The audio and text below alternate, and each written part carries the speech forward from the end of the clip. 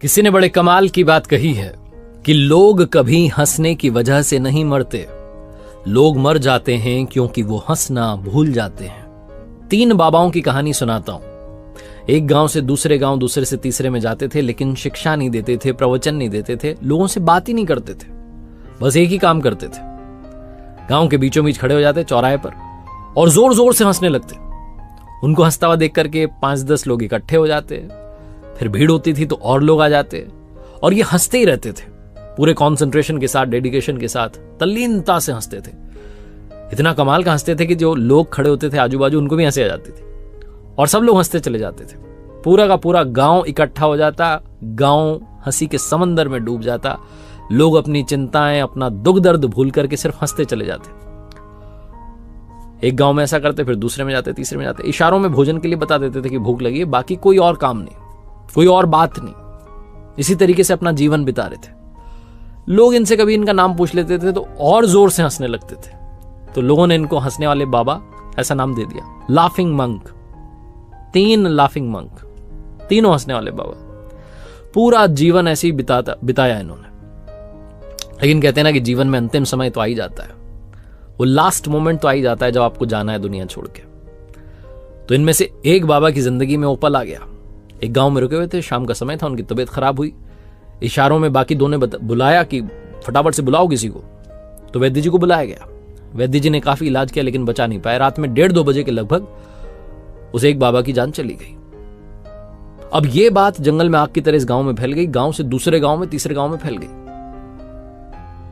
लोगों को ये बात नहीं थी, ये दर्द नहीं हो रहा था कि वो व्यक्ति की जान चली गई। उनको ये था कि जो बाकी के 2 हैं, अब उनका एक साथी चला गया है, अब तो वो पक्का रोएंगे, हम उन्हें रोते हुए देखना चाहते हैं। लोगों की अपनी अपनी सोच।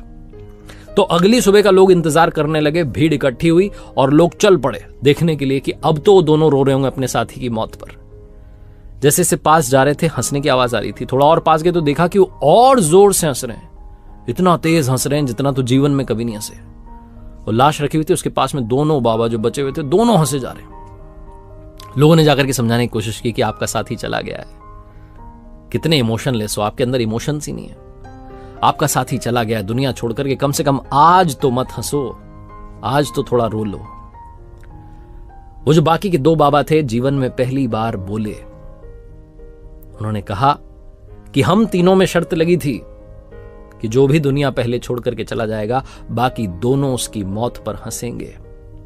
हमारा ये साथी आज शर्त जीत गया, हम हार गए, हम अपनी हार पर, इसकी जीत पर हंस रहे हैं। अब अंतिम संस्कार की बारी आई, चिता पर लेटाना था।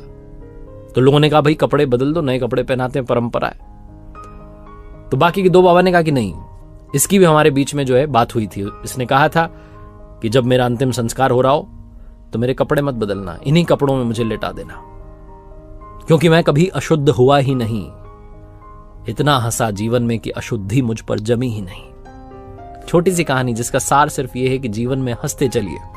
हम में से बहुत सारे लोग हंसना भूल चुके हैं, इतना टेंशन में रहते हैं, इतना स्ट्रेस पाल रखा है कि मुस्कुराना भूल गए। इस दुनिया में ईश्वर ने हम मनुष्यों को एक गुण दिया है कि हम हंस सकते हैं, मुस्कुराहट फैला सकते हैं, मुस्कान बांट सकते हैं, लेकिन हम उसी गुण को भूलते जा रहे हैं।